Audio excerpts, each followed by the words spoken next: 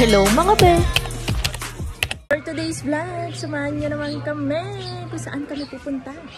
Saan nga ba tayo pupunta? Magpapakulay ang buhok. Ayan, magpapakulay siya ng buhok.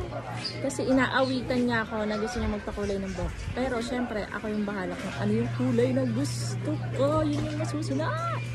Tara na!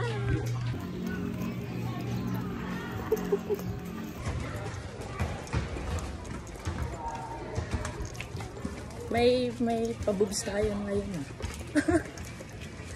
Parang lumaki yung boobs ko. Siyempre, hindi mawawala ang paggawa ng content mga be.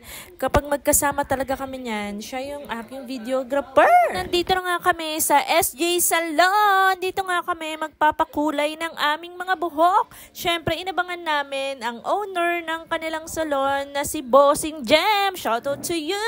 Siyempre, ang swerte namin dahil wala pang nakaupo doon sa paggawaan ng buhok.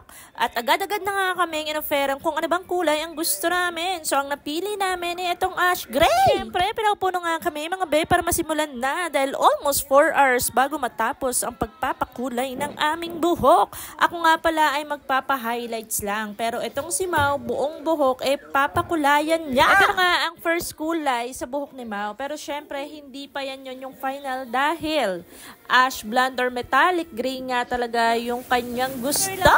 Ito na nga ang kanyang final hair. So, nakikita nyo ba yan mga be? Metallic gray ang tawag daw dyan. So, ang ganda ng kulay niya. Kung ganyan yung pinakulay ko sa buong buhok ko, talagang Miss Sanya Lopez na ako. Charot! Ito na nga ang aming mga buhok. So, ako, highlights with Brazilian treatment para mabuhay yung aking mga patay na buhok. Jen, anong salon to?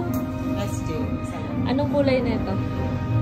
SJ Salon, located at Barangay Bagong Silangan in front of high school. Mga be, pakulay na kayo dyan or pa-pedicure, manicure, marami silang service na ino-offer. Lamang po, salamat sa panonood!